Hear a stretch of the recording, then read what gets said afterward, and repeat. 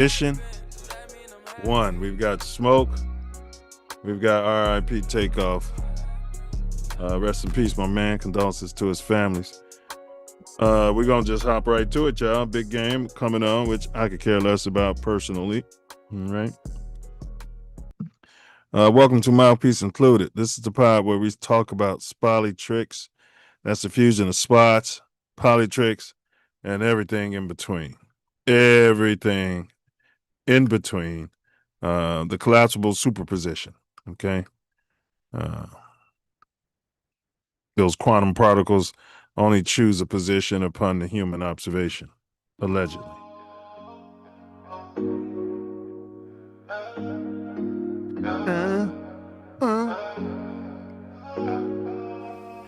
Mouthpiece included.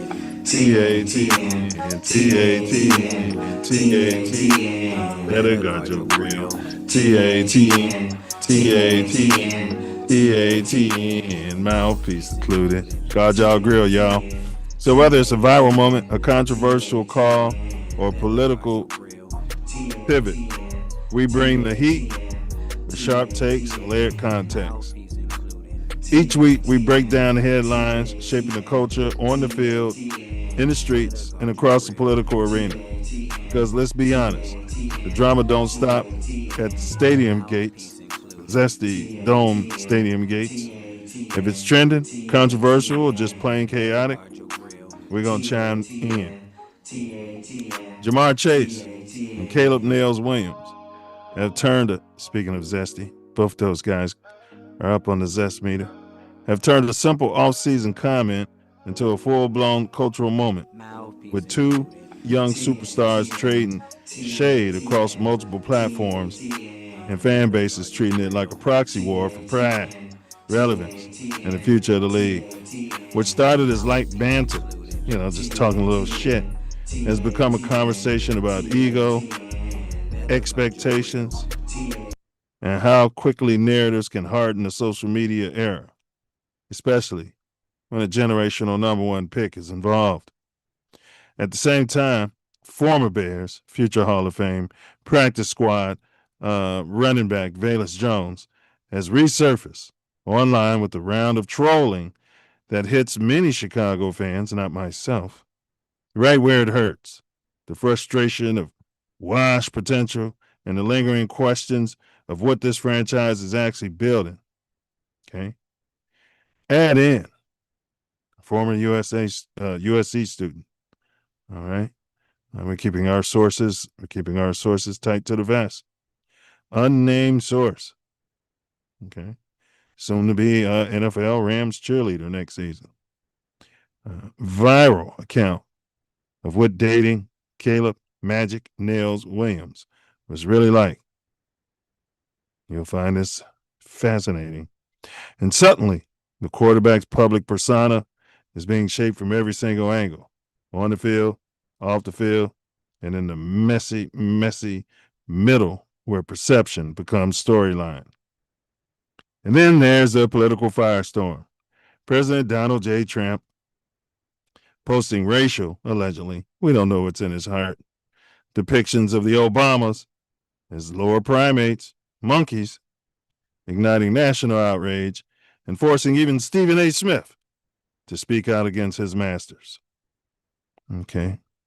So we got to have another conversation about the boundaries of power, rhetoric, and the normalization of dehumanizing imagery. This episode pulls it all together: spots, beefs, cultural tension, personal narratives, and political ugliness, to examine how influence works in 2026 and why every moment feels bigger than the moment itself. So whether you're here for sports scheming or political sharp turns, we've got your dose of insight with just the amount of leading edge. This ain't just commentary, it's clarity served up with heat. Okay? So pop on your work, your yard work dirty air ones, the ones. Those dirty air ones that you only pop out to clean out the garage. Maybe you're washing your car. They've been wet a lot, got mold and stank in them. You wouldn't wear them in public, Maybe just walking to the corner store to grab a couple of Black and Miles, doing some monkey shit. Okay. According to Donald Trump, you pop those on, you pull up to your place of employment just like Ryan Poles did. Pulled up to Hallis Hall on his first day. You get there at the crack of dawn and you tell everybody out there, all the crackheads and meth heads, let's get to work. All right, the panel is open. The link's pinned in the chat. All right. Pull up. Well, pull up. Excrete your excrement. We'll be quick today because we know the big game's coming on and many of you care. So stand down, stand back, stand by.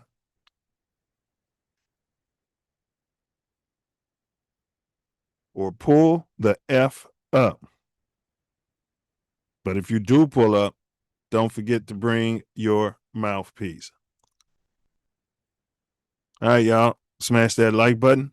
The views expressed in today's pod are those of the host and the guests and are not necessarily reflective of TATN or any affiliates. Big Ups Midwest Festivals presents Ancestral Echoes. This will be the 5th annual Glamping House Music Fest Extravaganza. Pull up. You'll love yourself. You'll love everyone there, and you'll reconnect with your ancestors. You'll jack your body, and you'll have the time of your life. It's glamping, so that's camping. It's overnight, people. All right. And big ups, Milz Aesthetics. You find yourself in sunny Southern California, the greater Los Angeles area, and you're looking for a licensed, bonded, fully insured esthetician, multicultural skin, body, and weight loss pro. Reach out to Milz Aesthetics. Karen's putting that link in the chat. And that's going to be at www.taymilzaesthetics.com. Big ups, Karen. Big ups to Bella B. All right. If you're anywhere in this international world and you decide you need some swag put up on a shirt, you know what I mean? Go ahead and reach out to Bella B. Right. Maybe you've lost a family member and there was no insurance. You want to get out there and shake a can out there. And, you can get your beloved on a shirt and anything else you might imagine. Reach out to Bella B. Bella B can definitely get everything nice and ready for you. Reach out to Bella B at designs365@gmail.com. Designs365@gmail.com. Last but certainly not least, we got Gym Recovery. All right.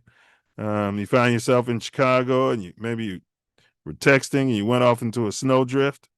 Well, reach out to the guys at Gym Recovery. They'll pull up in a brand new flatbed tow truck, latest equipment. They even got a winch, and they can get you right out of there. Over 4 decades of experience. I think his family's been doing it even longer than that.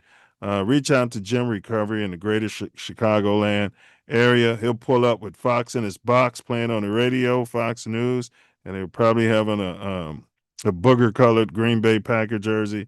But I promise you, he'll do great work. All right. Without further ado, let's go ahead and get the co-host, potential father of the year. They can give it to him every year, but you can't give it to him all the time. He's just going to get it all the time. He can win it every year. He should win it every year, but you can't give it to him. There's a different Walter Payton man of the year every year. That trophy generation. They got to spread it out. Michael Jordan, he should. I'm saying he should win it every year. Yeah, but you can't give it to him. He can't be the best player in the game and win it every year. That's ludicrous. Yeah, MVP ain't the best player in the game. It's most valuable to you. We moving the goalpost. It's most valuable to your family. The Tiger win again. We're gonna change the golf course next time he comes. When the last time you heard him about changing the damn golf course when somebody win the damn few championships in a row? I mean, they changed the NBA when Wilt Chamberlain came through. Yeah, he's copper coated. Yeah, that monkey was dominating. You know what I mean? Same thing with Tiger Woods. Yeah, same thing. Michael Jeffrey Jordan. Yeah. All right, let's hop to it because some of y'all want to watch that game. The big game? You and I in the pregame, we were discussing this a little bit. What's your take on these Bulls moves, bro? Your Bulls, they've been making a lot of moves. Apparently, they're no longer happy with flirting with the play out game. Yeah, let's go ahead and flirt with the play out game, last place. That's what we're gonna flirt with now. I mean, maybe they're gonna go with the philosophy of running the 1-2-2 press, or they're just gonna they're gonna trap and press and blitz the whole game. I mean, they don't have any bigs, so I mean, I don't know what they're gonna do, but it's unwatchable, this NBA. What the Bulls are doing is absolutely ridiculous. This damn AK Coronavirus or whoever the hell running the organization. Yeah, just kill yourself. I mean, at least with guard packs, we had a chance with some luck, and then they'll have the bad luck, and then we'll have to go on from there. But this guy has no luck, doesn't know what he's doing, and has no idea on how to put together an NBA team. And unfortunately, that's what us Chicago fans who've lived through the Michael Jeffrey Jordan era have to endure nowadays with the crap that they're doing. You ship Io out of here. Io wasn't going to cost you any damn money. And get some damn players in here if you're going to get somebody in here. Now all these has-beens, has-so runs, hopefully they'll become the Chicago, and then they'll be all-stars and superstars. I don't understand it, but maybe you have some more insight on what the hell is going on the west side of Chicago at the United Center. Yeah, they're smoking meth crack speedballs up there in the upper management, allegedly, in my opinion. Yeah, I mean, they got to be doing something, man. I think the best thing that happened to the United Center this week was New Edition showed up on Wednesday. Everybody was there for that. But you think the Chicago Bulls fans are going to keep coming out, watching this crap that you're putting out there on the floor every night, paying for parking, paying for parking next to the stadium, paying for liquor, paying for food to watch that product? If you can get them to do it, God bless you. Then maybe y'all should stay in that job. But other than that, well, Dio is the only guy that I would have somewhat considered untouchable. I mean, unless you were pulling the trigger on a first round pick or pulling the trigger on somebody good. You said who was untouchable? Io. Everybody was tradable, but it was a matter of what you're getting back for the trades, and not a plethora of second-round picks. And now we hear that Charlotte's saying that Kobe White was hurt, so instead of us getting 3 picks, they're only going to send us 2. Oh, so we don't have the balls to say, well, bring them back. We don't want the deal. Yeah, they don't have the balls to say. We don't have the balls to do that. No, because I would have nixed it. I was like, all right, yeah. Well, keep your damn picks. We'll keep him. Right. Correct. You got a great deal in the first place. Wow. Damn, they don't respect the Yeah. No. He's Ukrainian, ain't he? AK-47. I don't know what he is. Crustacean or what? We have to look that up. Wherever he is, he's smoking a cigarette right now. I'll put money on it. You're smoking a foreign cigarette. Yeah. Now, we're gonna run this if this can, of course. All right, here we go. They're having some problems here, but now look at that photograph there. John Starks went on interview in the podcast, and he was very deferential to Michael Jeffrey Jordan. Big ups to him. Had nothing but respect for him. You'd think this guy played with him like Scottie Pippen did. That's what you would think. Yeah, I mean the amount of reverence and yes, that he was giving to Michael, and just for his ability to be able to play in such a prestigious playoff games against Michael Jeffrey Jordan, and then these years later still recognize his greatness, and his damn teammates still got their panties in a bunch. Panties right in a bunch. Well, how Jordan treated them in practice. Yeah, he was too aggressive. Yeah, he was too tough on us in practice. He wanted us to play hard in practice so the games would be easy when we got to the games. Is that what happened? Well, he did tell a story. They were somewhere at a charity event. They wasn't Mhm. selling no tickets. Finally, they got Mike to agree to come play, and the thing was sold out in a couple of hours. And they put Mike on the team. It was Pippen's charity event, and, Pippin's charity event in Chicago. Pip did a Phil Jackson on Mike, and Mhm. put him on a bad team. Put him You on the know, C squad. Yeah. yeah. And Stark said Michael Jeffrey Jordan proceeded to bend everybody over, and then snapped on Pippen at a charity event and said, "Don't you ever try to set me up for failure again, you little Right. bitch." Yeah. Yeah. Yeah. Magro dropped 50 on him. He had Starks.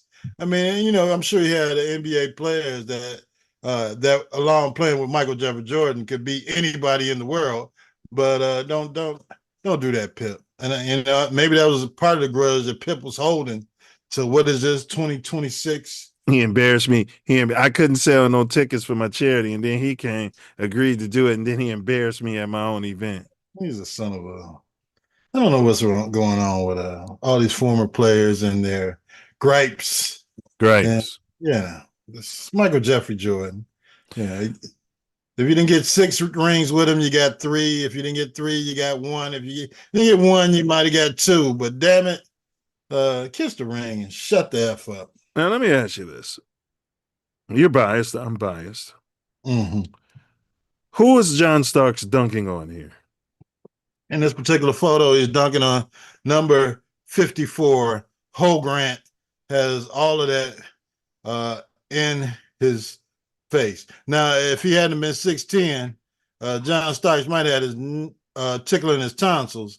But yes, But this but in but this, but the clickbait said he was discussing the time he dunked over Michael Jordan. Jordan yeah, is jumping here. yeah. I mean, he's jumping. If he had a chance to probably get up to it If Big Ho or wasn't in the block, way, yeah, he would have tried to block it, but he would have really got dunked on in. But Big Ho Grant is being victimized in this poster here. And, if you ask anybody in the NBA, they will agree. Stark said Grant was over there, had his head down after getting yammed on like that. Said Mike popped him in the back of the head. See, that's why they didn't like Mike. Yeah. They told him stop being a little bitch. Yeah. It's going to happen. Yeah, This guy's athletic. If you were on the other team, I'd be dunking on your ass too. yeah. So get it together. Then he said Mike, goes on to carve him up in crunch time. He was the most efficient player he's ever played against. But you guys want to call LeBron, LeBalco the GOAT. That's up to you to be delusional, right? It's your choice. They're definitely delusional, especially those that are riding on the bandwagon of him pulling his youngest son out of school That's right. to come and do some more selfish shit, and Selfish shit. so they can play together as 2 sons and a dad when he clearly needs to stay in school and get some strength and some game to play in the NBA. I'm sure LeBron can make it happen, but that would be one of the most selfish things I've ever seen. Besides the first son, Bronny, who he pulled out of school to come to the NBA and bounce back and forth between the G League. Well, yeah, the LeBron and all the people around him, they don't believe in the value of college at all. And you could debate that, but they don't believe it at all. So they'll pull those kids out. You know what I mean? And in a second. Yeah, I'm looking at what game was I looking at before I went out last night? The Carolina Duke game. And I mean, yeah, these kids got skills, but you can look at them and see that they're not ready to play in the NBA. And the NBA sucks, but if they can develop their strength and develop their skills a little more, they'll go into the NBA and dominate. And a kid like not Bryce, is he suffering? I mean, does the family need him to go work or anything? No. He's redshirting this year. Let him play 3-4 years of college and then come to the NBA and see what he can do, if he can make it. Yeah, he's supposed to be the better one. I think he is, but if he gets pushed and rushed like the his older brother, there's no telling what might happen to him. Well, LeBron should change Bryce's name to Bronny Jr. He's just smug enough to do that. You got to switch names because he's the better player. And he's taller too. He's more in my image, you know. We got fair use here, and this is the president. People get upset when we call them monkeys, and they say, you can't be calling other black men monkeys. That's a racial trope, right? Yeah. You know what I mean? And we never call them monkeys. You're acting like a lower primate, is what we tell them. But anyway, but yet they support Donald Trump. Daily. All right. So this is for all those people who get offended when black men may refer to them as monkeys when they're doing coon shit. Right? When they're cooning. All right. Some say coon, some say monkey. This is for you. Fair use. Donald J. Trump, you're president of the United States. Hold on. The White House has taken down a Truth Social video depicting former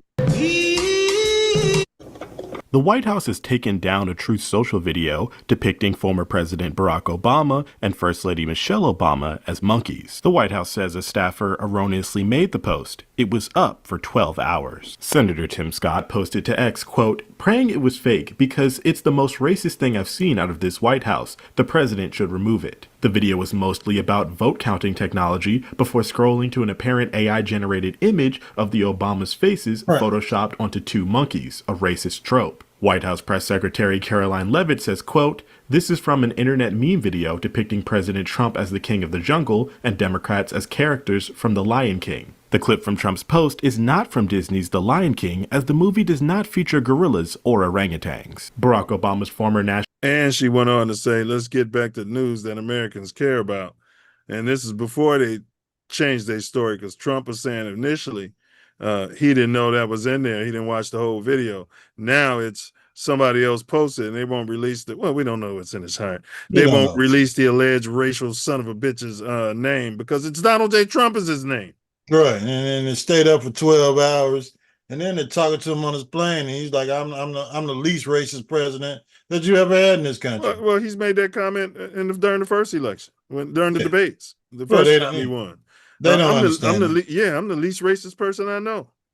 You know, and I appreciate him saying that. Yeah. Because they're all racist, allegedly, in my opinion. You don't know what's in their heart. He's just blatantly out with it. How does he quantify himself as the least racist president that we've ever had? Because he's probably hearing some shit. He's saying the soft part out loud. He's probably hearing some shit that's, you know what I mean? Yeah, yeah. Bill Clinton's probably walking up to him, those fucking monkeys. You know what I'm saying? Like, I don't know. Right, yeah. You got the Bushes and the... Yeah. And all those presidents that, you know, maybe talk to him. I don't know. Yeah. But yeah. Yeah.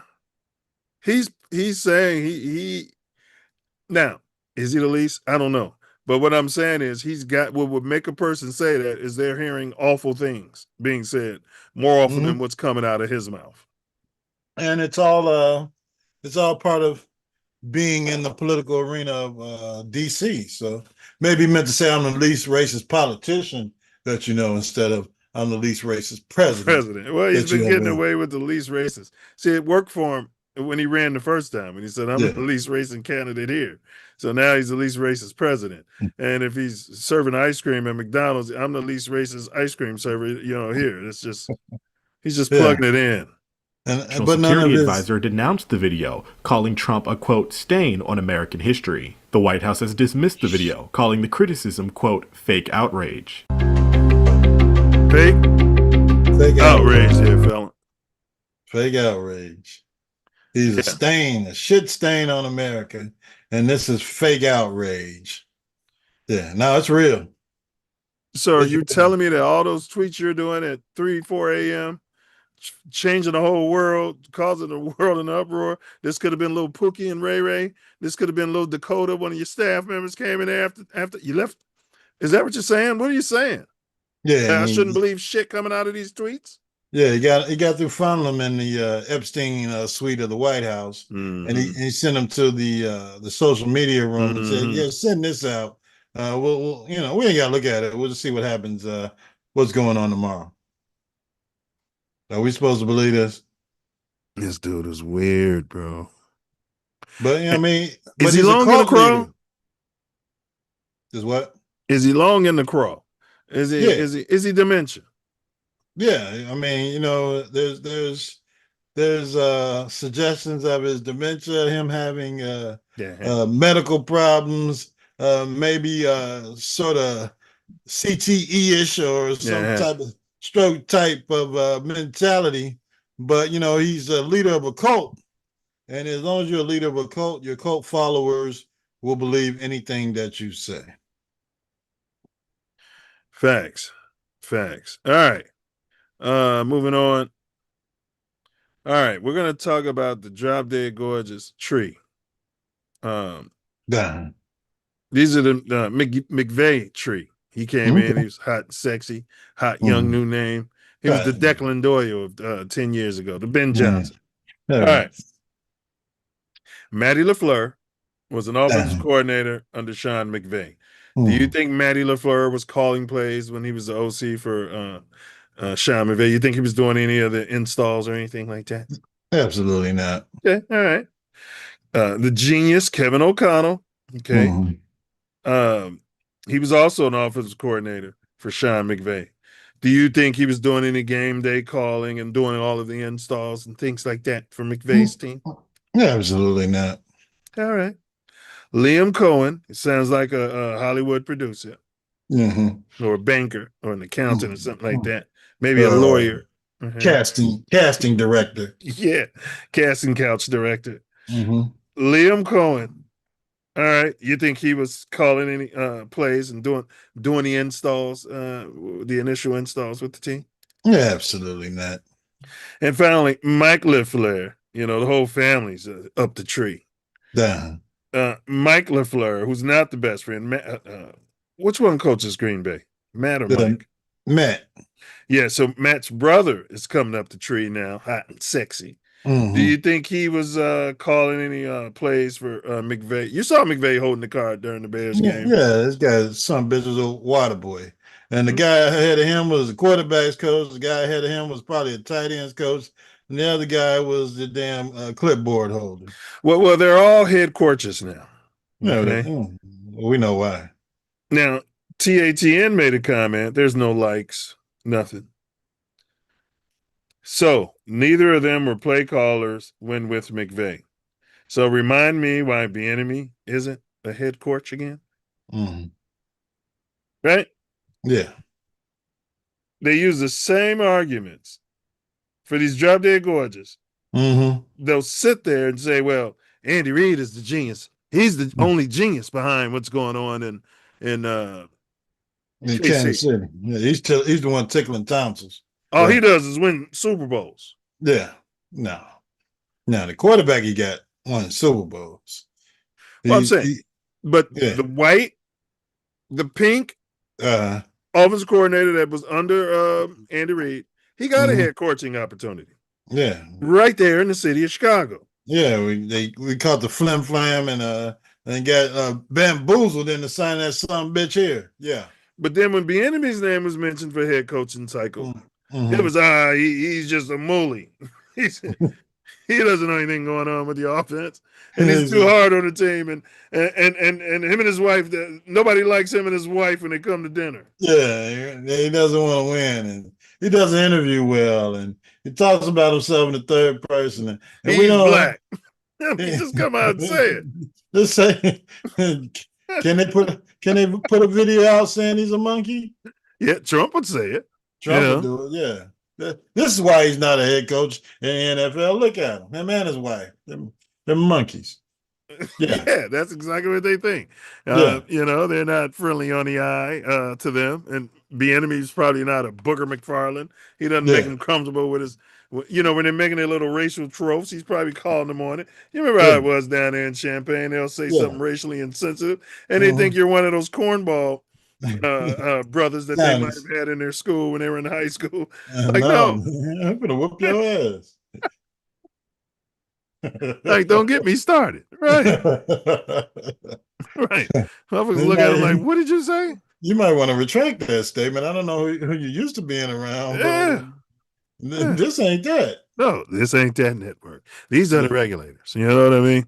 All Yeah. right. Anything else you want to say about that, man? Because Bieniemy did get a job OCing again, holding the clipboard and getting the coffee for this loopy head coach in KC. He's loopy. He's high in the crawl.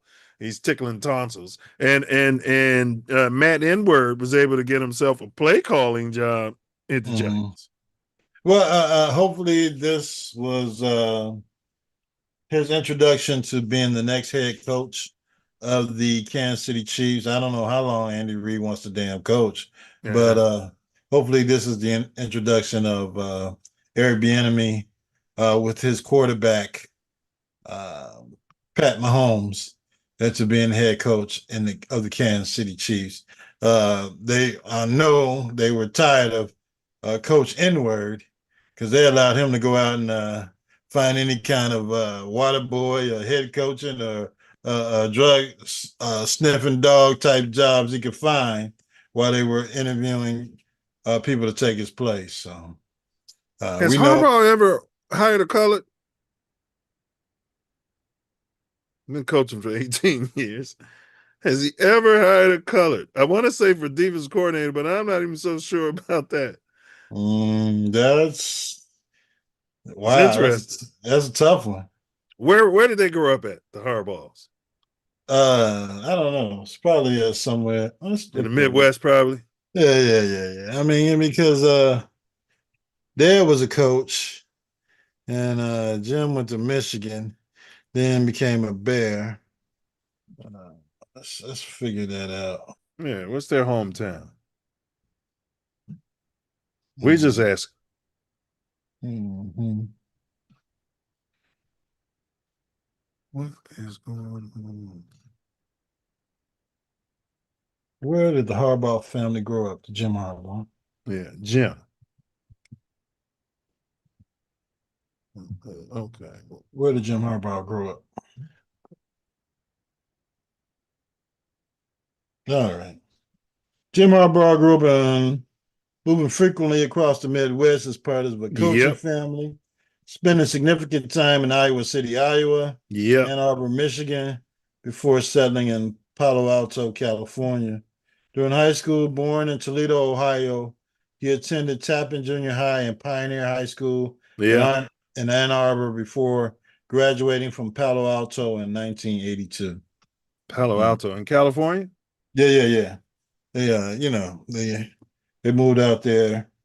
Dad probably got a coaching job out there, and they took the family and moved to Beverly. Yeah, I don't think they like Negroes in Palo Alto either. Here it is. He moved to California in 1980 when his father became a coach at Stanford University, You called it. graduating from Palo Alto High School in 1982. It's a privilege. He came up with a privileged life. Yeah, I mean, come on. They were Yeah. living well. Yeah, privilege. So I'm not, we don't know what's in his heart. I mean, I don't know how big he was on, Lamar. I don't know if he was like really like, hey, I can win with this guy, go get him, or if that was shoved down his throat. But I'm just saying, I don't think he believes in the mental capacities of an offensive coordinator being colored. No, I mean, and his dad was coaching at the University of Michigan, part of his youth. So he probably was there when the doctor was tickling the players' bums. Wasn't that Penn State? It was both schools. Oh yeah, you're right. Yeah, we did a story back on the bum tickling doctor at the University of Michigan as well. So. He was probably there when Bo Schembechler was popping up in there, long in the crawl, tickling their tonsils, huh? You're the Harbaugh boy, huh? Yeah. Wow. I mean, I'm just saying, I don't know. We'd have to check into that. Yeah, we have to investigate a little further. We don't know what's in his heart. We don't know what's in his heart. Yeah, I don't. We'll check into that for next week, but I don't think he has hired any non-pink coaches. You don't think so, huh? No, it doesn't look good. I know Ozzie Newsome was the GM over there in Baltimore when he was first got into coaching, and he was running the show as far as the front office was concerned. But I can't remember any coaches coming up under Jim Harbaugh's tree. In his tree, and none of them colored. None of them came up under his tree. Yeah, while they're talking about Mike Tomlin's tree. Well, Monken just came off his tree. Yeah. They just hired him because they want to be able to say monkey on TV. Yeah, that's all. They want to slip and say monkey. That's it. All right. The NFL invited Justin Fields, off maligned colored, to the Pro Bowl, but he declined, per League Insider.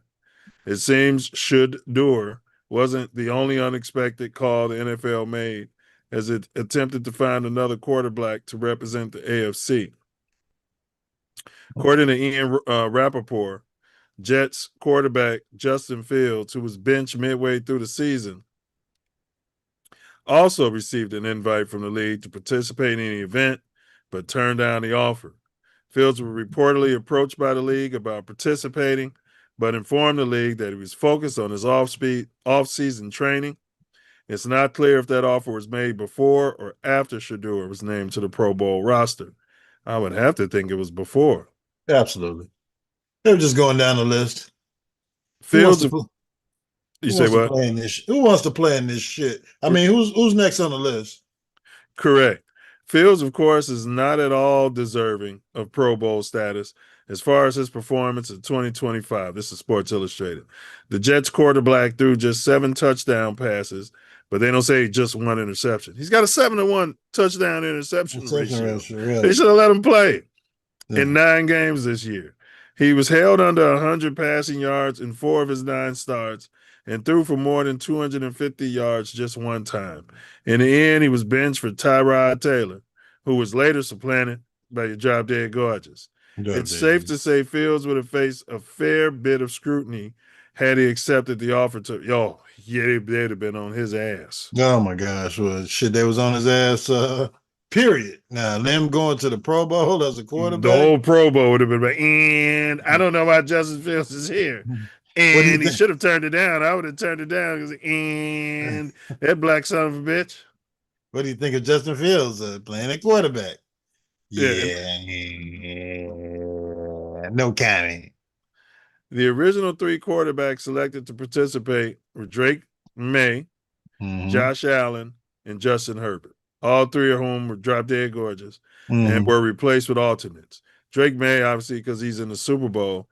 Allen has an injury. Is Herbert hurt? Yeah, his feelings are hurt.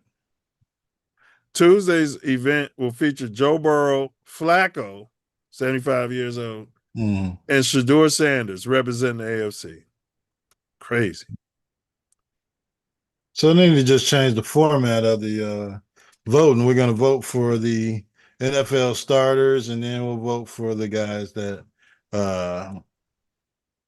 will actually show up and play at the Pro Bowl. You're saying they should, and they got to call it something different at that point. Yeah. I mean, it's an exhibition game, and let us know if you want to play. Yeah. And then we'll vote off the guys who said they want to play in it. Yeah. Yeah, because I mean, there's no way you can compare it to Pro Bowls a past where they were actually playing football as opposed to this 50-yard exhibition flag football game. It's come on. Yeah, it should just be a skills challenge weekend if everybody's so worried about injuries. Of course, you can get hurt in the skills challenge. Yeah.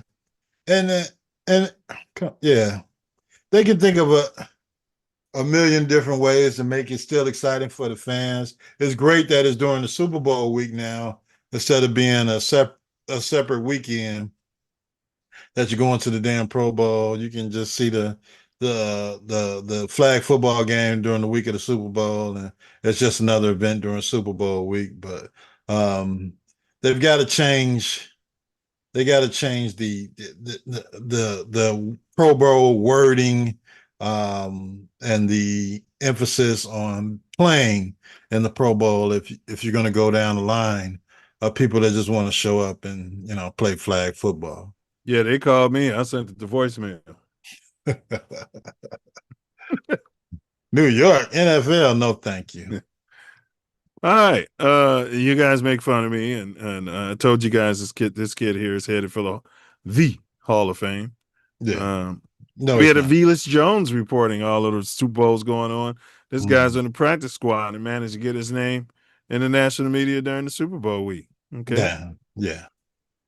Down there in San Jose, up there in San Jose, former Yeah. Bears wide receiver slash running back slash kick returner. Let's just call him Slash. Slash. Velus Jones is still fighting for a spot in the NFL, but he likes that a lot better than the enormous pressure that you guys put. Let me finish. That Mhm. you guys put on him. Blame Pookie for everything. I swear that you might as well have ran Pookie from New Jack City out there and this for your mama. And they killed my mama Pookie, and it's your fault because you smoking crack. Now, um, y'all blame Velus for every damn thing. If it wasn't Velus, it was Justin Fields. Well, you didn't blame Justin. But he Yeah. likes that a lot better than the enormous pressure he felt in Chicago. Jones, a third round pick by Ryan Poles in Wor- 2022. He's the Poles, worst who's third up for round pick in history. well, he's up for GM of the year, I'm sure. No, Bounced around after the Bears cut him in 2024 and is now running back on the Super Bowl contending Seattle Seahawks practice squad. He's getting them prepared. he's yeah.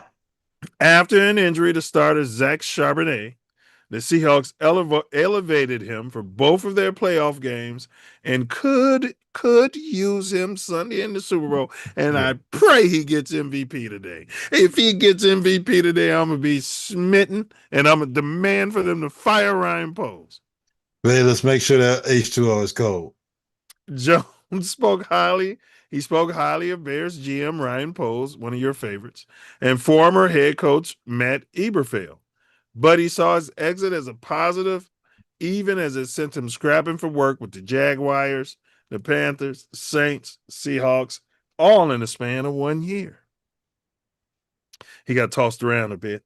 It was the most relieving thing ever with my mental health.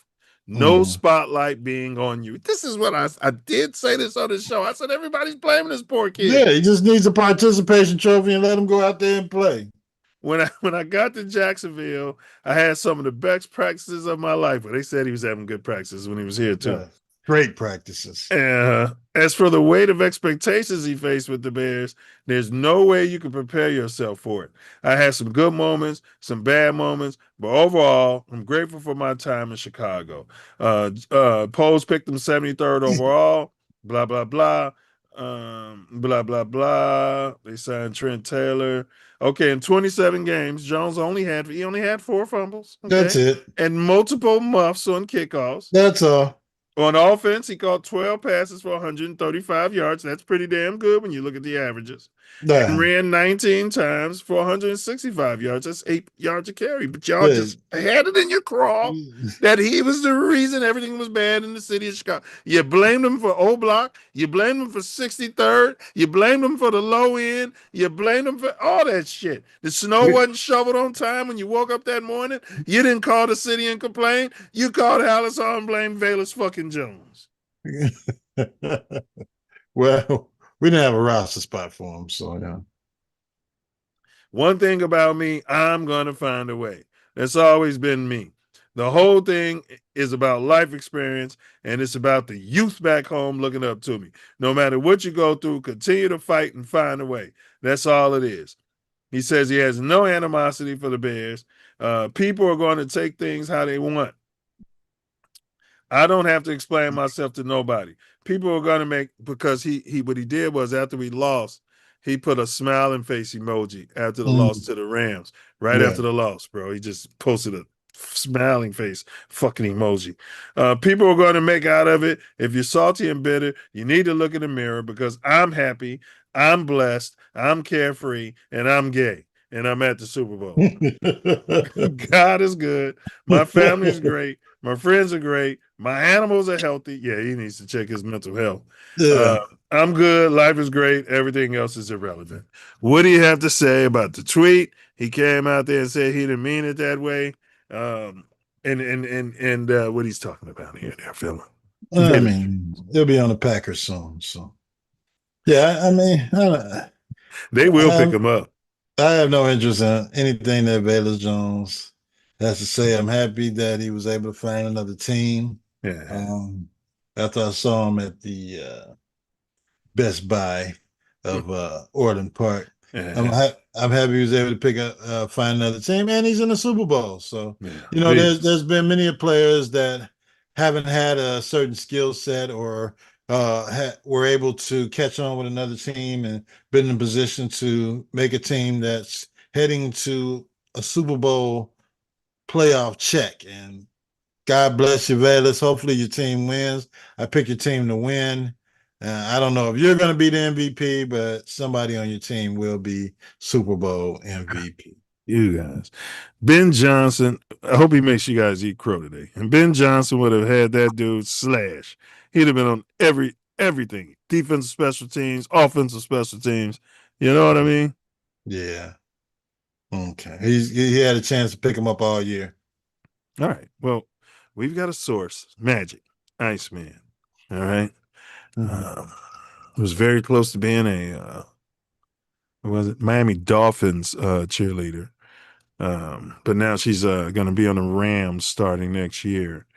USC grad. Okay. Mm-hmm. This is according to our sources. We're not going to name any names. No names. She dated Caleb in college. Mm-hmm. Said on the first date, he picked her up in the Beamer, not in the Ferrari. He picked her up in the Beamer. In the Beamer. He was just testing her out. And he serenaded her when she got in the car, bro. What? Serenaded her. Saying first date starts at, you're the fucking quarterback. You're going to the NFL. You're the man. She gets in. You're singing to her. Now, she said it was weird. He got the impression that she thought it was weird, and then he apologized and said he's just very tired.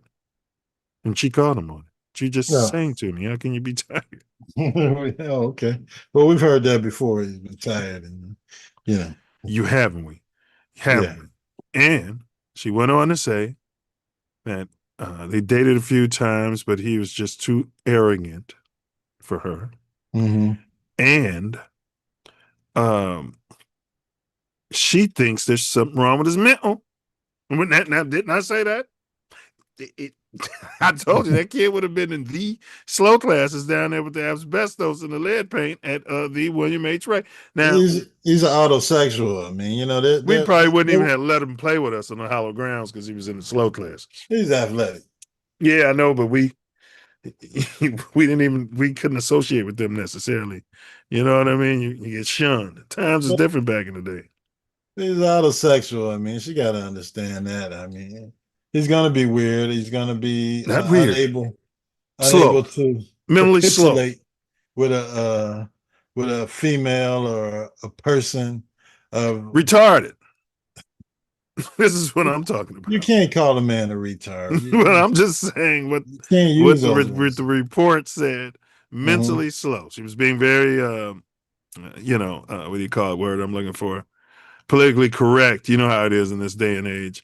Well, I mean, he can dispute your source because we don't know your source and put that out there as fodder. You could. He probably will, and all the Caleb Glazers are right away going to do that. All right. Everybody that's plays sports isn't socially ready, and everybody's not mental retarded either. I'm just saying that guy has something wrong with him, and you guys don't see it. I see it. Look, he can play football. Wait a minute, I don't give a damn what's wrong with him. You're retarded when you got a guy wide open right in front of you, and you refuse to just dump it off to him. Yeah.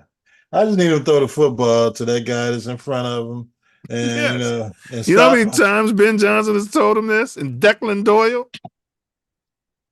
Well, we'll see what the new, when we get a new offensive coordinator, what he tells us, son bitch, about getting the ball, getting the guy standing there wide open. Just give him the ball, man.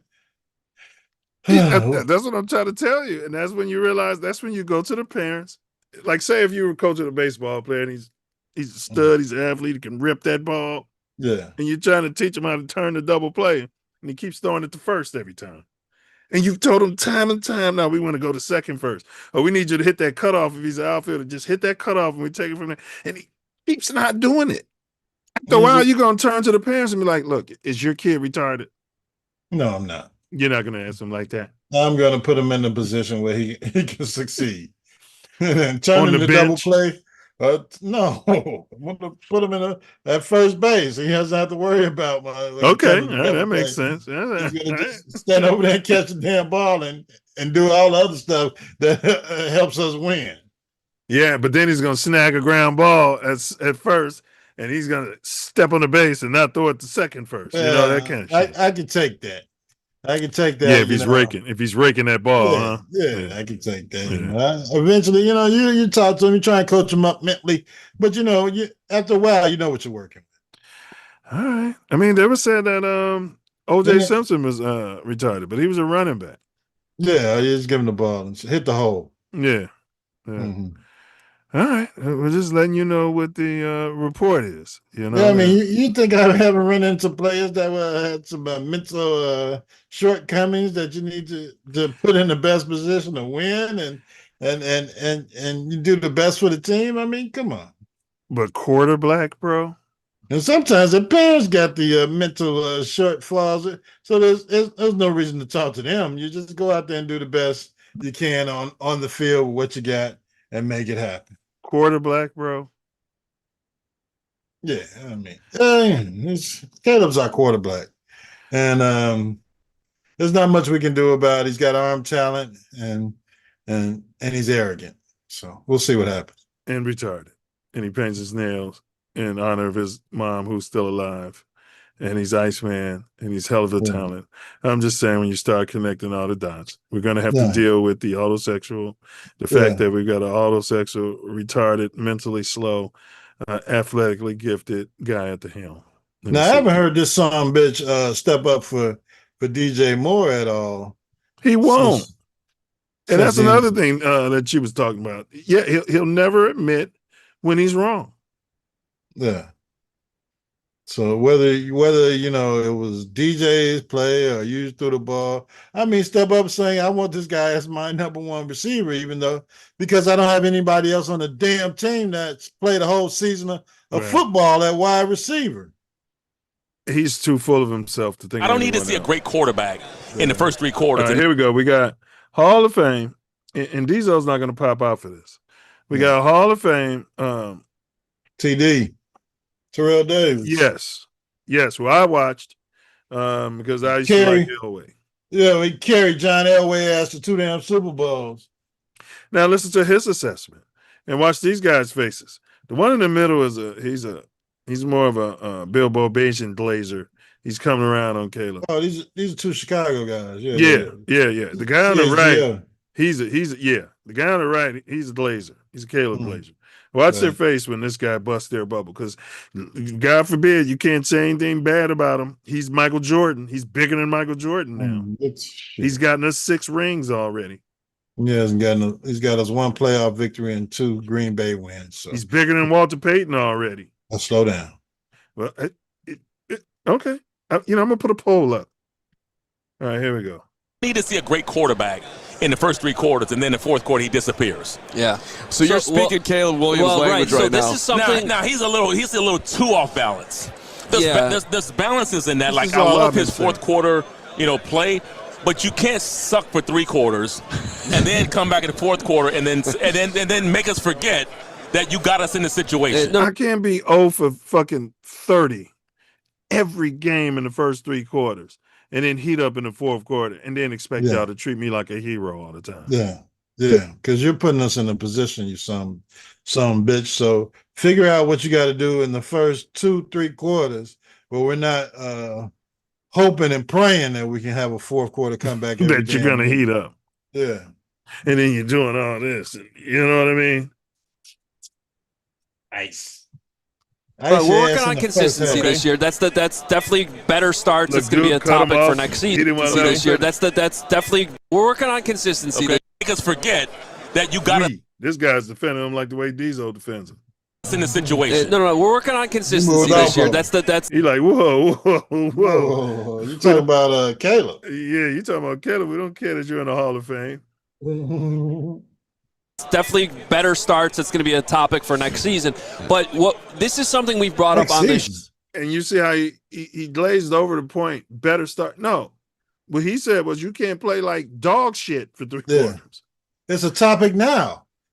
Next season, it's a topic right now. Why the hell can't you come out there and play some damn football? Correct. Show, and Carm's a little bit older than me and probably can appreciate Elway and Marino a little bit better. But I remember watching that Super Bowl you're talking about too. I'm still about to be 40 years old. My point is, Terrell Davis on here, and you want to start talking over him. We listen to you all the time. Let Terrell Davis fucking talk, but you want to push your narrative. Yeah. We talk about Caleb Williams, and people get so obsessed with, his completion percentage needs to be a little bit higher. He seems more like a throwback to me. Like one of these tough guys who's just going to sling it. You know all he wants to do is win that game at the end. So we have brought up more of the old school type of quarterbacks when talking about Caleb Williams. What do you think about that? Yeah, the numbers, the numbers won't do him justice, and I wouldn't look at the numbers with him. Like, again, he has a lot where I'm like, man, I love what I see, but I also see that he's a risk taker. He takes a lot of risk, but you got to take him at some point. But sometimes you have to learn how to. He will evolve to where he has to realize every throw can't be the great throw. It just can't be the great throw. Let me ask this question because Caleb's. I'm telling you, bro, that's how special needs would approach the game. You see him on video games. Courts was like that. I'm not saying he's special. Yeah, I just throw it deep every time. That's the play. That's the percentages. The percentages. Yeah, look at the percentages. Yeah. Completion percentage this year was 58.1, down from 62.5 as a rookie. But the Bears won a lot more football games. If you go back in time, Elway's completion percentage, Marino back then, they were high 50s. Wait, did you know John Elway got benched? Oh boy. Well, you don't talk about getting benched. You ain't benching Caleb. Mm-hmm. Oh boy. Look how they look. He's the best quarterback in the world. All y'all on this. He's going to get 4,000 yards. You can't get 4,000 yards if he gets benched. The league? Well, yeah, and a lot of guys did at the start. That's what I'm saying. Yeah. Right. Like what he's going through, to me, is normal. It's okay. It's the okay, and that's what I'm saying. I just want to see, this is where you are. Now and that's what I'm saying. It's okay, but we can't even have these damn discussions without people. You just a hater. You hate Caleb. Caleb was our quarterback.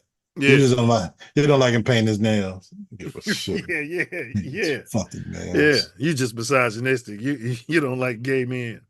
Start attacking some of these things early. Let's start figuring out why are we getting ourselves in these situations where we're not coming out hot enough, we're not coming out fast enough, and we're having to fight back every game. We're down by 15 points, 20 points in the fourth quarter, and some of those were plays that came off his arm, where he's put them in situations sometimes throwing interceptions. Man, we haven't heard from him since.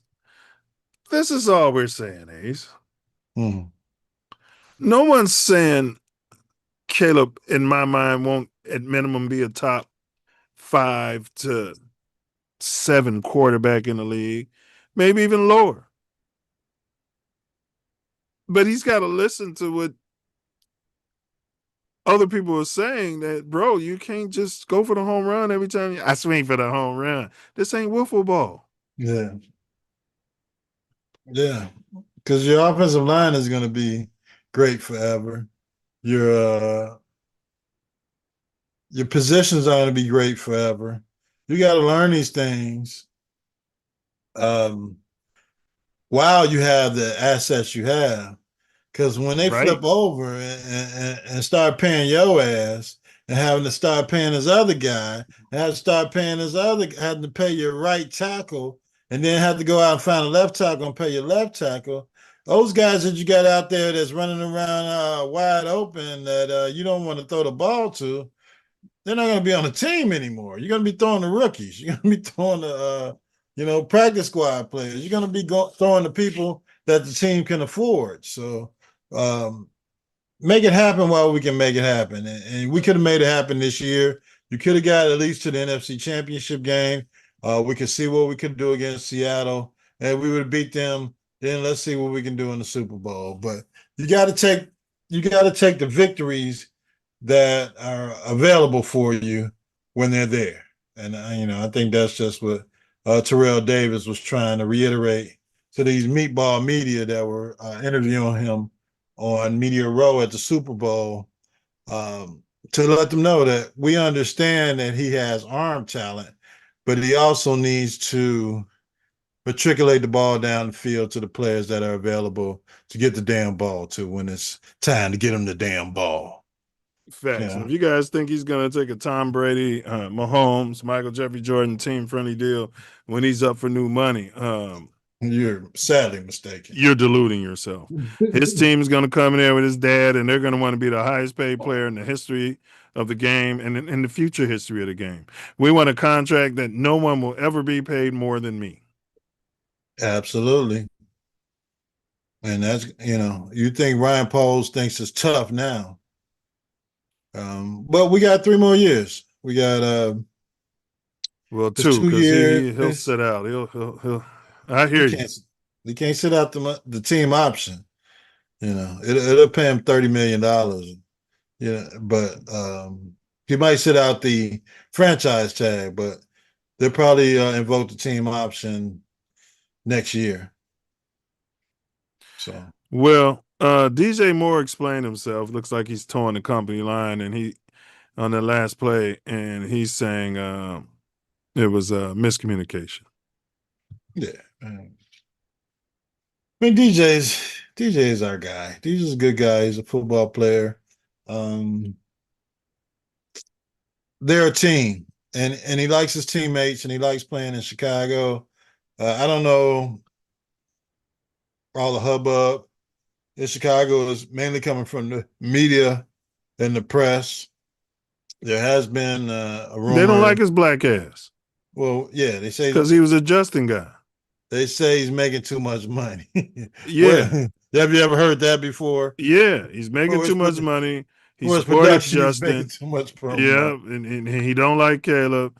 All of a sudden, they didn't like his face. But when he caught for 1,300 yards for the Bears, they didn't have no problem with him. When he's Nobody questioned his effort. None of that. When he's out there striding, going stride for stride from their best cornerback and catching the ball in the damn end zone to win a damn game in overtime, nobody got any damn thing to say. But that's Chicago, man. He's hurt. He was hurt. That's his side of the story. And he got a shorty coming. So, what about his family? How he's going to feed his damn family if you want to kick him out of the damn off the team or cut him or send him to another squad? I mean, he's got a whole family to take care of. He's got a baby on the way. These are little monkeys. Caleb, I don't know. I mean, I guess he can get some of the blame pie, but on that last play, bro, you expect your quarterback to make less retarded decisions, if you will. That was terrible. Take the ball, take the damn 5 yards, run. There was nobody in front of him. He's just standing there, just waiting to throw the ball away. It looked like he was damn point shaving, if you ask me. That's what I'm starting to believe about this dude. But take the damn 5. We're trying to get a field goal to win a damn game, to go to the NFC Championship game to play for the George Halas Trophy. Take those yards, just get 7 more or 3 more, however, and put our damn kicker out there and win a damn football game in overtime. Correct. And your legend would have grown, and then we would have had the pleasure of going to play against Velus Jones and hoped he didn't rush for 200 yards, return 2 touchdowns, 2 kickoffs, 1 punt against us in the Papa Bear Halas game. He would have been nervous. But there'd have been too much pressure on him, and he would have been like, I'm going to sit this one out, coach. All right. Here we go. But the 2025 Next Gen Stats Moment of the Year, powered by AWS, is the Iceman. Ooh, it's a lot of people in this mug. But I want to say thank you to God. This motherfucker don't even mention DJ Moore. The player of the year goes to the Iceman. No. Yeah. It goes to DJ Moore and Caleb Williams. Right. The Iceman ain't even there, bitch. He should have said the Chicago fucking Bears, but I mean, he's allegedly a Bears fan, but he's having his little Iceman fantasies right there. Oh, he believes in the Magic. Yeah. Who is this with the little ponytail on the top of his head looking like a little bitch? That's Seth Rollins. He's a wrestler in it. MAGA. He's a rep. No, I don't know about Matt. I don't know what's in his heart, but he's a wrestler and a Bears fan, and he thoroughly dislikes Green Bay Packers. So I give him the benefit of the doubt. So, he's the one who showed up at the NFL draft talking shit. Yeah. And why was this lady there in the middle? Why is this monkey over here? Why are they here? What did they do? This NFL honors. They were there to commiserate during the Super Bowl week. But they didn't do anything in the presentation. Yeah, well, you know. They're not even Bears fans. This guy won't even give $2 to a homeless guy. She's eye candy, and that's right. He won't give $2 to a homeless man, and he's in San Francisco driving around in his Bugatti during the Super Bowl week. Yeah, looking like Dimebag Dude. Man!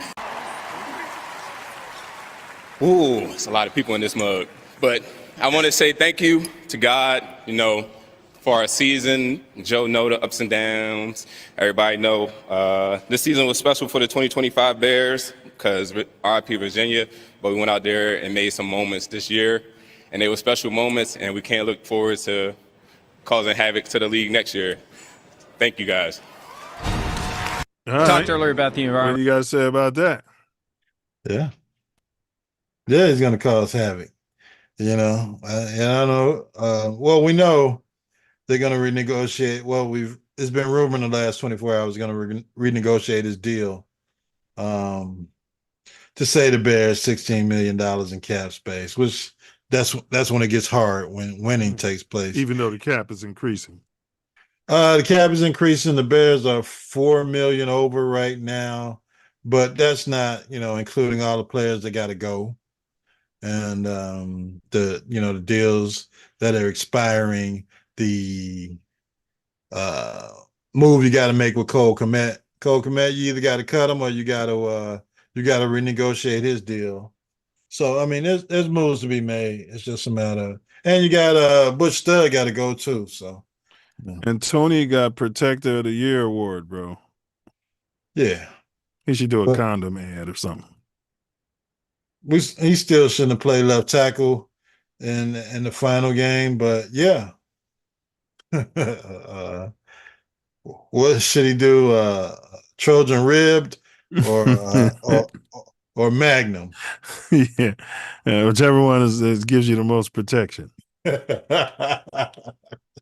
Okay. Yeah, look at the data, Well, is it now? We don't know what's in his heart, but it's got to be some kind of a gender, not racial bias, and allegedly, and the whether he's going to do the Trojan rib commercial or the Mac. What did JaMarr Chase? He seems pretty zesty to me, in my opinion. What's going on with him and Caleb Williams? Did you hear anything about that? They beefing? What does he have to beef with Caleb Williams about? He's a wide receiver that just got paid a ton of money to be on a bad team, and Caleb is a quarterback. Let's see. It was at the interview. During an appearance on the Pat McAfee show, Chase accidentally called Caleb Williams Caleb Daniels, which the crew was more than happy to pile on and run with for more than a minute with a good laugh. JaMarr Chase thought Bears quarterback Caleb Williams' name was Caleb Daniels. And then he said, I don't know what the fuck his first name is. This is JaMarr Chase. What's the quarterback for the Bears' name? That's what he said. Then we played them some bitches and they lost to us this year. Well, that was Caleb. Caleb, he's retarded. He's always clapping back. He sits on social media all day, looking at himself in the mirror. He clapped back, of course. To your point, he just posted the meme, one effing stop. Remember after we beat them and JaMarr Chase was screaming, one effing stop. Yeah. Now you don't know his name. Now you don't know his name, you son of a bitch. He just threw a touchdown and give you your shithole team another loss. Yeah. Yeah. Yeah, I think it's just they probably have something going on there. You know what I mean? Autosexually. Yeah. There's something going on there that we won't understand. But yeah, JaMarr Chase, screw you. Maybe we'll play y'all in the Super Bowl next year. That'll be a treat. Mm-hmm. All right, Probably last not. one because I know y'all catching the game. We got Hall of Fame, Brian Urlacher. Where's he at? Okay. Drop dead gorgeous. Oh yeah, smart. You talked earlier about the environment at Soldier Field during the playoffs. What do you think about this picking in his obsession nose with building a dome? Yeah, he can do that. He can do that. So in the playoffs, what do you think about this obsession with building a dome? He's asking about the Zesty Dome that you guys are okay with. So the one advantage we have is the weather in Chicago, right? Damn right. Late in the season, nobody wants to come up there and play. I know the Rams came in there and won that game, but it was not easy. I don't like it. I know they want to get Final Fours, they want to get Super Bowls, but I just cannot see the Bears playing in a dome. I don't like it. I'm never going to agree with it. I understand you want to get a dome, you get more opportunities to get bigger games, and it's more money. The Bears do not own the rights to the stadium. I think the city owns it. I get it, but I don't have to agree with it. No, I don't either. We're with you there. I can't see them playing inside. Look how fun that game was to watch against the Rams. Just or freezing. the Packers, freezing. I'm glad I went to the Packers game and not the Rams game, by the way. The Rams game looked like it was... Yeah, we were there. That was an NBC game. So it was cold as hell. There's no way to get warm. There's no way to go inside and get warm. You stay cold the whole time, but I just don't see him playing inside. I don't like it. You guys are giving that all up. I hope Poles and Michelin Lips, Kevin Warren, I hope they're watching that and they're listening to the fan base and former players. Nobody wants the Zesty Dome. You got the Hall of Fame linebacker talking about it. There's no way to get warm. You're just out there freezing. So, he still doesn't want it. Yeah, man. He doesn't even go to the Bears games. He went to the other game. I think they were paying his ass. Well, he was out with the fans. He was tailgating. Bro, we got technology, man. They can have heated seats. You know what I'm saying? They could do that, bro. And then maybe retractable dome. But a Zesty Dome and turf, bro, it won't be the Bears. You might as well move them to fucking Indiana. I don't care. Move them to St. Louis. I don't care at that point. They're not gonna. There's no reason to build the retractable dome. Just leave make it open air if you don't want to pay for the damn retractable. But I understand it money wise, especially when the team doesn't own the damn building. So if they go to Indiana, they're not going to negotiate the retractable dome, right? Well, yeah. I mean, they can get whatever the hell they want. So hopefully, they consider the fans. And all those shows and Brian Urlacher. And the Super Bowl you're talking about, Ace, people are going to be going to Gary, Indiana. Are you kidding me? They're going. I guess they will, but that's not like Chicago. It ain't Chicago, bro. Yeah, they'll travel from Chicago. They're building casinos and a new Gary Airport. Hey, you got to help the people of Gary too. You don't want to help the people of Chicago, you got to help them some damn way. Yeah, you got to help the Venezuelans, the Pakistanis, and every fucking body else. All right, here we go. Drop Dead Gorgeous Drake made. This is something they never do for Justin Fields. You and I did. Look how they did yards. And at the bottom includes rushing yards and TDs. They never do this for Justin Fields, ever. Yeah, well, he throws 7 touchdowns and 1 interceptions. Right. They didn't talk about he probably in that span he probably rushed. I think he rushed for at least 4 or 5 touchdowns. Yeah. So it's really 12 touchdowns and 1 interception. Yeah, I think he talks about God too much. They don't like that. Yeah, same thing. CJ Stroud too. He talks about God too much, and they getting him all under a bus. DJ Moore too. You heard him. He thank God. Yeah, they don't like that. They don't like that. We don't know what's in their hearts. We don't know what satanic rituals or MAGA principles that they're following. But they don't like them mentioning their faith. And they don't like that. Higher power. They don't like that. So double reverse discrimination, and then we out of here. I think it's an article you sent to us. The EEOC. is investigating Nike over alleged discrimination against your pinks out there.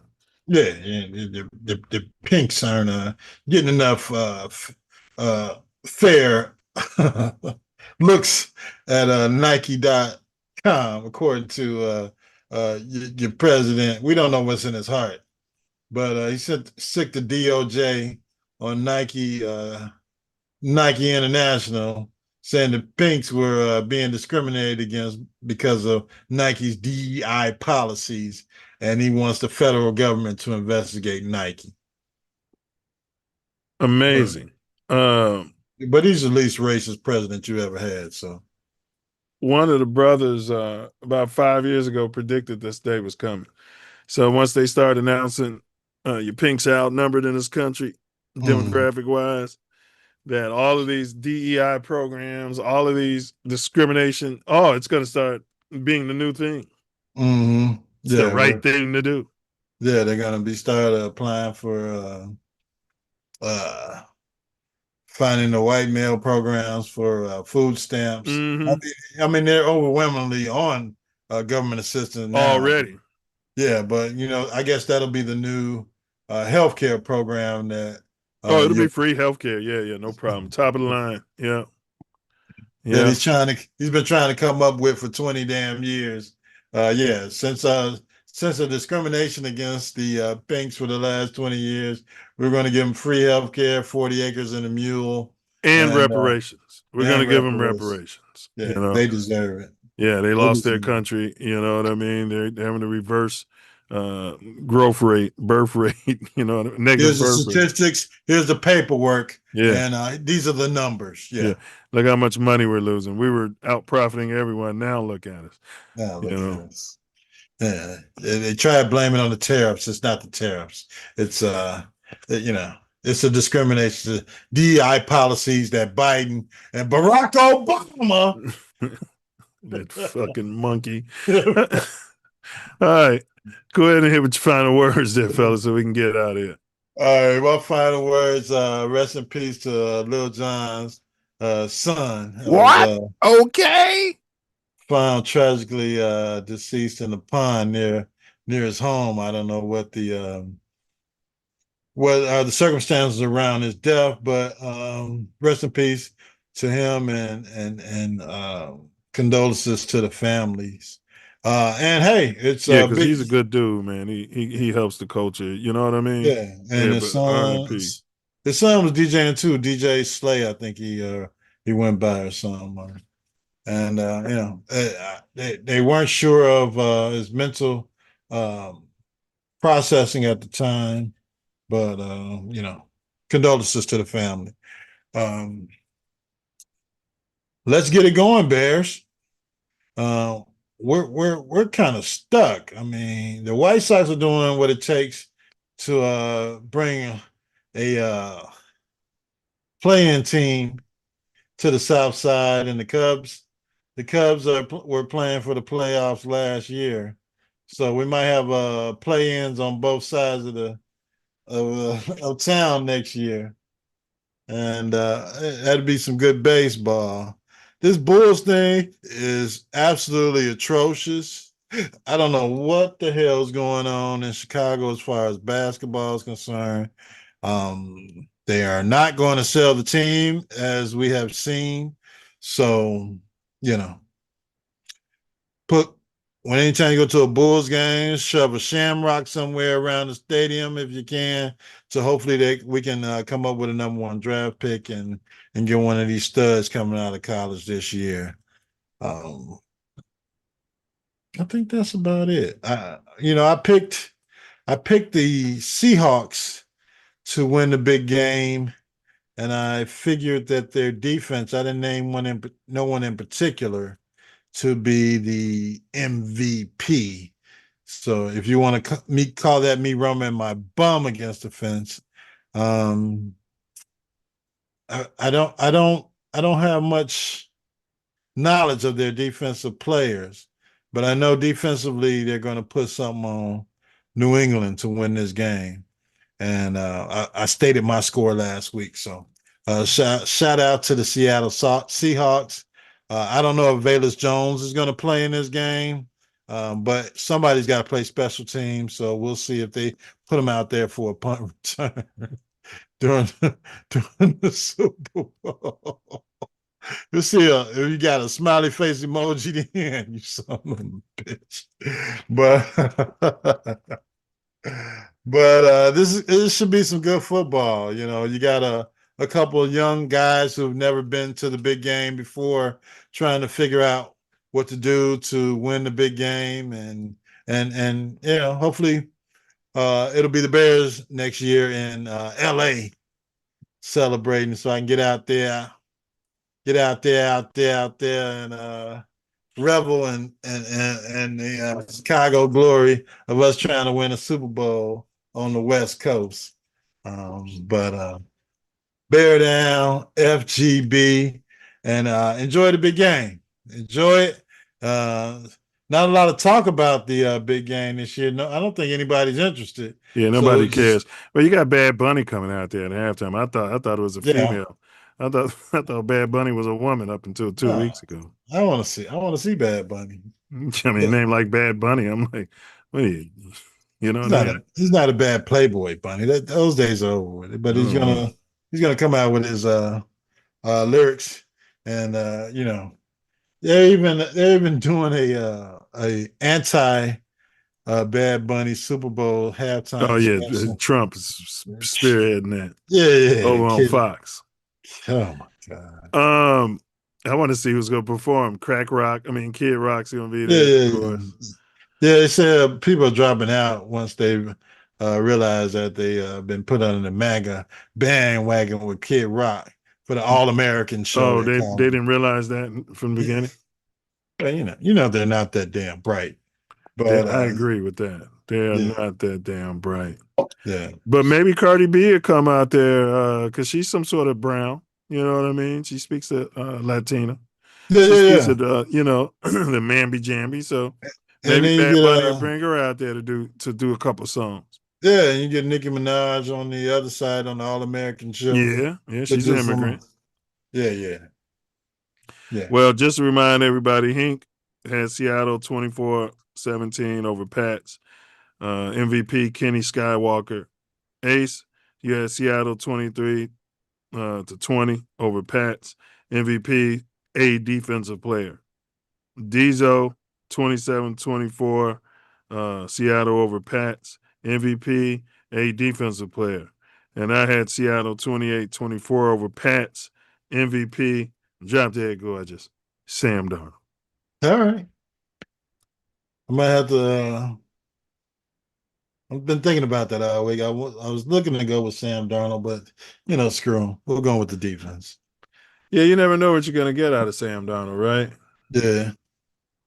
You just never know. Might have a feather up his bum, or he might be ready to play some football today.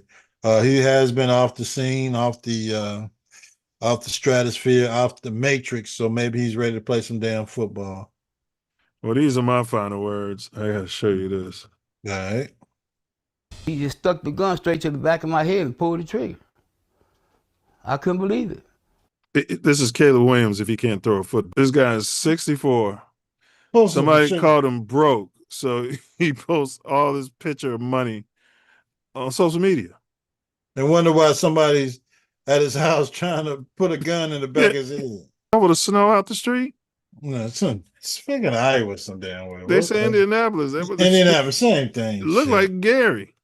Sure. But dumb post is what you should have been saying. Yeah. Police report information on this shooting can contact either IMPD What's your comment or on crime. That? What do you have to say to our people? Stop posting on damn social media that you got damn money. You got no damn money. Or did somebody call you broke? Okay, damn, I'm broke. But why the hell would you put? Come on, man. You know all these people out here are stupid as hell, and you want to join to take them to the highest level of stupidity by posting that you got thousands of dollars in cash in your damn house. And I mean, he took the bait. Do you know how many of those comments they probably send to people? Yo, broke ass. So you can get out there. Look what I got. I'm broke, huh? I got this cash in the back of the Bugatti, which is in the driveway. Your broke ass live in the projects. No, I don't. I live at 123 ABC Street. Look at all this cash. Your broke ass got a bunch of roommates. No, I don't. I'm here all alone. I'm in a wheelchair. I can't even defend myself. I wish a motherfucker would pull up. You know, I'm 64 years old. Ain't nothing keeping me from locking you out the front door. What? I saw that Ace. I'm like, all right, I gotta run this. It's usually the kids, the youths, but just as a people, yeah, I agree with Ace. Please stop it. All right, stop it. The internet is a stick-up kid's dream. All right. The stories collide in a way that leave more questions than answers. JaMarr Chase and Caleb Williams may be zesty, and they're trading jabs for entertainment. But the reactions around them reveal how quickly sports debates turn into cultural battlegrounds. What feels like a harmless feud today could shape how both players are viewed long after the season ends. Caleb, stop clapping back. You're Iceman out here. Velus Jones trolling. And the USC source we have, the alum's account of dating Caleb, add another layer. Reminders that athletes don't control the full narrative anymore. Fans, exes, and former teammates all have a megaphone, and every perspective becomes part of the mythology surrounding a rising star. Whether fair or not, trust the analysis. It's the ecosystem that they play in now. And then there's a darker thread running through this week. Racist imagery pushed from the highest office in the world, dragging the Obamas into a cycle of dehumanization that should have been left in another era. It's a jarring contrast to the lighter storylines, but it's also the reality of 2026. Sports culture and politics constantly bleeding into each other. We'll keep watching, questioning, and unpacking it as the fines keep shifting. I'd like to remind everyone, when you heard it first on TATN, Trump could not exist had you not had your first monkey president. He's an exact, you know what I mean? It was balance. Man, he pissed off all the white racists, came out in droves, them old Klans people wheelchairing to the polls and shit. 80 million of them. Yeah. Some of these stupid coloreds too. We got to get our country back. Until next time, stay locked in, stay curious, and stay ready for whatever the week throws at us on the field, in the political arena, and everywhere the two collide. This ain't just content, it's connection, and it means everything because all of y'all are here. So stay locked in. We appreciate all the support and enthusiasm for this pod. Should you have any future questions or concerns, hit us up in the comments, or if you got our information, reach out to us directly. Stay tuned, stay passionate, bear down, and as always, until next time, Ace. FGB to the highest level F-ivity. For sure. Yeah. FGB.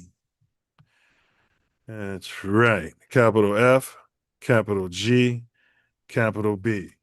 And Karen, take us out of here so everybody can get their wings down. And we all had the Seahawks. We'll see how that goes. Take us out of here, Karen. Enjoy the big game. Yeah, big game. Karen. There we go. Put a shovel on the ground. Breaking my heart, man. Yeah. Breaking my heart. You guys gonna get your little suburban stadium and your little, and you probably have halter top night, fingernail paint night. You get your fingernails painted. I'm not going out there, man. I go watch them out of town before I go to damn out of town. All right. You find yourself sliding through. You might be in LA. On Florence and Normandy. Hey, homie. Hey, man, come here. You better. You might be in Chicago. Woo! Dipping down Ashley. You better. Watch your back. Check your 6. Double check that blind spot. Use that blind spot assist. TATN. Better guard your grill. TATN. Guard your grill. TATN. Mouthpiece included. TATN. Bear down. TATN. Bear down. Knuckle up.